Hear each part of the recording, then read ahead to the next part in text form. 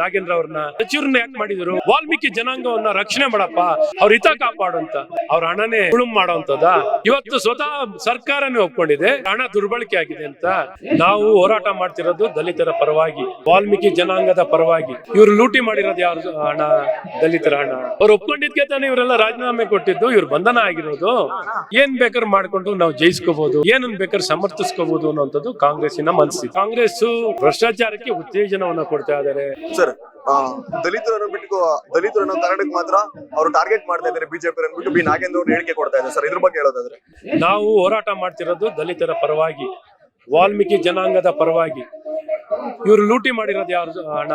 ದಲಿತರ ಹಣ, ವಾಲ್ಮೀಕಿ ಜನಾಂಗ. ಹಾಗಾಗಿ ವಿರುದ್ಧವಾಗಿ ನಾಗೇಂದ್ರ ದಲಿತ ಅನ್ನೋಂಥ ವಿರುದ್ಧವಾಗಿ ಹೋರಾಟ ಎಲ್ಲಿದೆ? ದಲಿತ ಜನರು ರಕ್ಷಣೆ ಮಾಡಬೇಕು.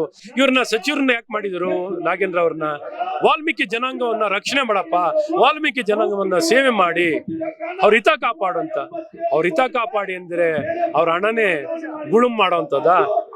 ಇವತ್ತು ಸ್ವತಃ ಸರ್ಕಾರನೇ ಒಪ್ಕೊಂಡಿದೆ ಹಗರಣ ಆಗಿದೆ, ಅವ್ರ ಹಣ ದುರ್ಬಳಕೆ ಆಗಿದೆ ಅಂತ. ಅದಕ್ಕೆ ಕ್ರಮ ಯಾರ ಮೇಲೆ ವಹಿಸಬೇಕು? ಆ ಸಂಬಂಧಪಟ್ಟ ಸಚಿವ, ಅವ್ರ ಮೇಲೆ ಇರೋದು ಆಪಾದನೆ. ಈ ಆಪಾದನೆ ಹೊತ್ತಿರುವಂತ ವ್ಯಕ್ತಿ ರಾಜೀನಾಮೆನ ಕೊಡಬೇಕು, ನ್ಯಾಯ ಸಿಗ್ಬೇಕು, ಕಾನೂನು ಗೌರವಿಸಬೇಕು. ಅಂದ್ರೆ ಅವರ ರಾಜೀನಾಮೆ ಆಗ್ಬೇಕು. ಇದರ ಆಪಾದನೆ ಒಪ್ಪಿದ್ದಾರೆ, ಚಾರ್ಜ್ ಶೀಟ್ ಆಗಿದ್ದಾರೆ. ಈಗ ಪ್ರಾಸಿಕ್ಯೂಷನ್ಗೂ ಪರ್ಮಿಷನ್ ಅನ್ನು ಕೇಳಿ ಗವರ್ನರ್ ಅವರಿಗೆ ಸಲ್ಲಿಕೆ ಆಗಿದೆ CBI ಕಡೆಯಿಂದ. ಹಾಗಾಗಿ ಇಷ್ಟು ಹಿನ್ನೆಲೆ ಇರಬೇಕಾದ್ರೆ ಹೇಗೆ ಅವ್ರನ್ನ ಸಚಿವರನ್ನಾಗಿ ಮಾಡ್ತೀರಾ? ಒಂದ್ ಸ್ವಲ್ಪ ಕಾನೂನು ಗೌರವಿಸಿ, ಜನರ ಭಾವನೆಯನ್ನ ಗೌರವಿಸಿ. ದಲಿತರಿಗೆ ಅನ್ಯಾಯ ಆದಾಗ ಆ ಅನ್ಯಾಯವನ್ನ ತಡೆಗಟ್ಟೋದು ಪ್ರತಿಯೊಬ್ಬರು ಜವಾಬ್ದಾರಿ ಆಗಿದೆ.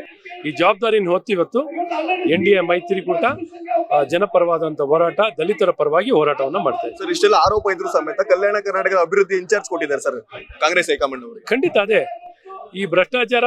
ಕಾಂಗ್ರೆಸ್ ಭ್ರಷ್ಟಾಚಾರಕ್ಕೆ ಉತ್ತೇಜನವನ್ನ ಕೊಡ್ತಾ ಇದ್ದಾರೆ, ಭ್ರಷ್ಟಾಚಾರವನ್ನ ಸಂಭ್ರಮಿಸ್ತಾ ಇದ್ದಾರೆ. ಹಾಗಾಗಿ ಇದನ್ನು ತಡೆಗಟ್ಟಲಿಕ್ಕೆ ನಮ್ಮ ಸತತ ಪ್ರಯತ್ನ ಆಗಿದೆ.